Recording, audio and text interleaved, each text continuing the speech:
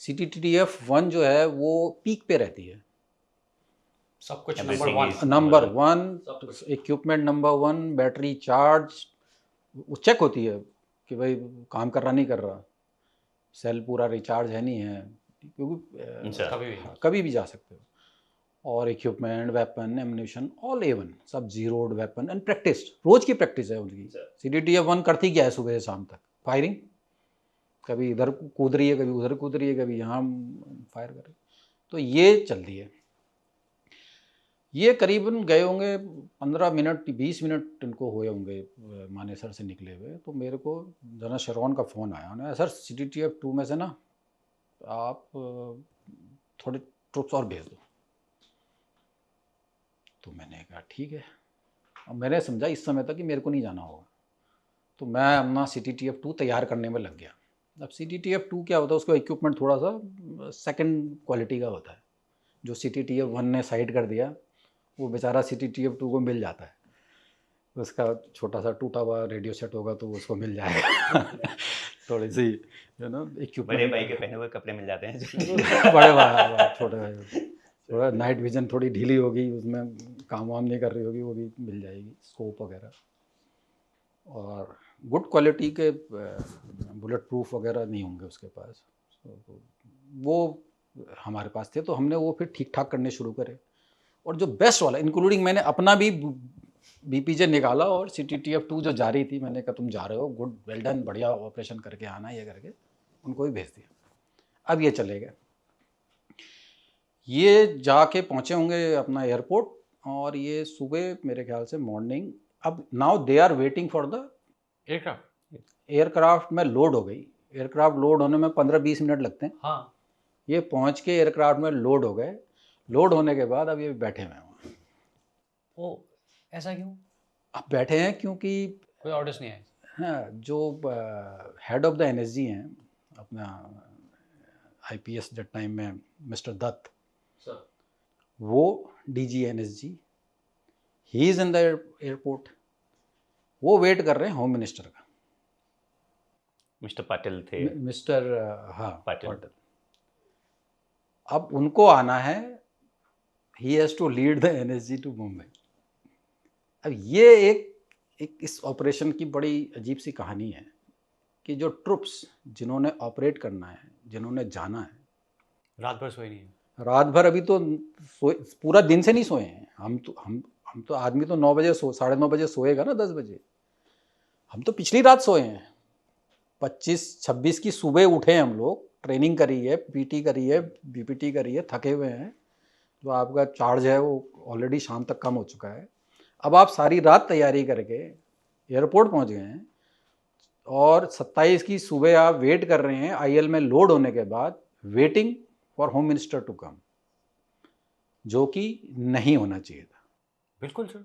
क्योंकि जिन लोगों का काम नहीं है, होम मिनिस्टर ने थोड़ी लीड करना ऑपरेशन की, यहाँ से जाओगे, एंट्री यहाँ से करोगे, सिचुएशन ये है। होम मिनिस्टर के लिए एक अलग एयरक्राफ्ट छोटा बाद में अलग से आ सकता है। ARC में 50 एयरक्राफ्ट ने, वो सिविल फ्लाइट ले सकता है, कहीं दूसरी चीज़ से जा सकता है। आपने ट्रुप्स को तो सीधे लॉन्च करना चाहिए ना। तो ये एक पहली यहाँ पे बड़ी एक मिस्टेक है। जो दूसरी मिस्टेक कहूँगा, पहली मिस्टेक तो ये हो गई कि NSG को कॉल करने में आपने शाम को 9:30 से डिसीजन लेने में रात के 12-1 लगा दिए। और दूसरा ये जो आप वेट कर रहे हो, तो यहाँ पे द लॉस ऑफ लाइफ, वहाँ तो बॉडी गिरती जा रही है ना। Yes sir. जितनी लेट आप पहुँच रहे हो उतनी बॉडी गिरती जा रही है, उतना टाइम उनको मिल रहा है, उतना वो मार रहे हैं। उनका काम क्या, टेररिस्ट का मारना ही है। और तैयारी उतनी ज़्यादा हो जाएगी सर। 166 लोग। जितनी जल्दी आप जाके उनको इंगेज करोगे, उतनी जल्दी उनका आपके ऊपर अटेंशन आएगा, और दोनों इंगेज। चाहे आप टेररिस्ट को कभी भी मारो, लेकिन जैसे ही मूवमेंट आपने कांटेक्ट कर लिया उनके साथ, तो उसके बाद वो सिचुएशन नहीं रही ना कि वो किसी सिविलियन को मार रहे हैं। करेक्ट। अभी तो फ्री हैं, इस कमरे में घुस रहे हैं, उधर CST में निकल रहे हैं, रोड में मार रहे हैं। तो ये जो डेथ टोल थी वो थोड़ी कम हो जाती, शायद। होता क्या नहीं होता, बट जो मैं सोचता हूँ, जो प्रोफेशनली गलती हुई है वो मैं बताता हूँ। खैर ये पहुँच गए, ये चल दिए। जब ये लोग उड़े वहाँ से अराउंड 5 o'clock, उस समय मेरे को बोला कि CTTF2 भी लेके आओ। अब मैं CTTF2 तो मेरे पास है ही नहीं CTTF2 मुझ 70-80% तो चले गई CTTF1 के पास। अपना BPJ भी मैंने दे दिया। अब मैं यहाँ ढूंढ रहा हूँ कि लाओ भाई बाकी सामान निकालो। अब वो CTTF थ्री वाला सामान जो है वो इकट्ठा हो रहा है। इवन ये था कि हमारे पास ट्रुप्स पूरे नहीं थे, तो फिर 52 को बोला गया कि भाई आपके जितने स्काई मार्शल हैं जो 51 के, उनको डाउन करो। और वो 51 के जो स्काई मार्शल, उन दिनों क्या होता था, 52 प्योरली स्काई मार्शल अकेले नहीं करते थे सर। यस 52 के भी पार्ट स्काई मार्शल में जाते थे। तो 52 को से उनको बोला भाई एयरपोर्ट में आ जाओ ARC में। उनका ओरिएंटेशन बिल्कुल अलग होता अब वही तो ओरिएंटेशन की तो बाद में बात करूँगा। ओरिएंटेशन की बात तो बहुत बाद में आएगी, इसलिए आएगी बाद में कि अभी तो वेपन, उसके पास तो MP5 भी नहीं है ना, है। यस वो तो पिस्टल लेके जा रहा है। वो तो पिस्टल लेके जा रहा है, और किसी के पास वो MP26 है, वो हाँ छोटी वाली नहीं वो। और वो लेके कोई पिस्टल लेके कोई लेके स्काई मार्शल सुबह एयरपोर्ट में मेरे सामने। अब मैं यहाँ से बाकी MP5 लेके इकट्ठा करके ना, कोच से सारी MP5 लेके इकट्ठा। अब वो ना उस वेपन के संग जीरो है, ये बात समझने वाली है कि मैं उस वेपन, मेरे को कोई भी AK-47 दे दोगे, मैं थोड़ी उससे फायर कर लूँगा। At least I will be comfortable with it ना। पहले मैं फायर करूँ, जीरो करूँ, मेरी अपनी आदत होगी उसकी, साइट कहाँ पे लगाता हूँ, कैसे करता हूँ, मेरे बॉडी के संग उसकी एक कनेक्शन होगा। वो कनेक्शन तो है ही नहीं। और कोई वर्दी में, अच्छा कुछ थे अभी जिनका अभी बलिदान नहीं हुआ था वहाँ, जो मतलब प्रोबेशन क्लियर, प्रोबेशन वहाँ से अपना ट्रेनिंग सेंटर से आके प्रोबेशन कर रहे थे, यूनिट के अंदर यूनिट के अंदर कर रहे थे, अभी कर रहे। तो वो ऑफिसर थे 3-4, वो और उनके संग जवान, वो कॉम्बैट ड्रेस में थे, उनके बाद डांगरी भी नहीं थी काली। अभी उनकी स्टिच होनी थी, नंबर 1 लगती है तब वो बलिदान परेड होता अब है। बलिदान परेड होता, तो वो तो अभी दूर थी बलिदान परेड, अभी तो उनका रगड़ा चल रहा था।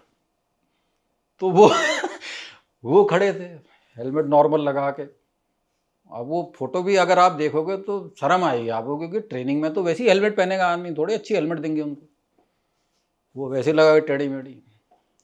CSD वाला, उसको पता ही था दूसरे दिन स्टॉक क्लियर कर रहा था, वो इकट्ठा हो गए, वो लाइन में खड़ा था पीछे, फैमिली वेलफेयर सेंटर स्कूल है ना। ये सारे MT के ड्राइवर, चलो इकट्ठे करने, कमांडो तो कमांडो है। अब ओरिएंटेशन यहाँ शुरू हुआ ARC में, सबको लाइन से खड़ा करने के बाद फिर वहाँ बनाई मैंने हिट, ये बनेगी नंबर 1 हिट। अब there is no coordination. CTTF2 जो मेरे संग जा रही है, उसमें अगर आप इसको प्रोफेशनली देखो तो उनका आपस में भी कोऑर्डिनेशन नहीं है, क्योंकि आप ट्रेनिंग करोगे, रात दिन जाओगे, मेरे आगे कौन है, मेरे पीछे कौन है, नंबर 3 कौन है, अंदर एंट्री में इसने दाहिने जाना है कि इसने बाएं जाना है, नहीं कॉरिडोर में फायर हो गया, और कौन किस कौन डायरेक्शन पे से फायर जाएगा, करेगा, क्या करेगा, मेरी लोकेशन कौन सी है, इंजीनियर वाला कहाँ पे होगा, स्पास वाला कहाँ पे होगा, ये तो कोई सिचुएशन ही नहीं है मेरे संग। मेरे संग तो NSG कमांडोज है, कमांडो हैं वो बस, और वो एक भीड़ है कमांडो की। बट क्योंकि वो इंडियन आर्मी के कमांड सोल्जर्स हैं, most of them 70% are para, battle trained हैं, वो आपस में जल फटाक से कर लेते, यही तो क्वालिटी है। बस कॉम्बैट देखा हुआ है सर, पहले भी कॉम्बैट देखा हुआ, और यही क्वालिटी है उनकी।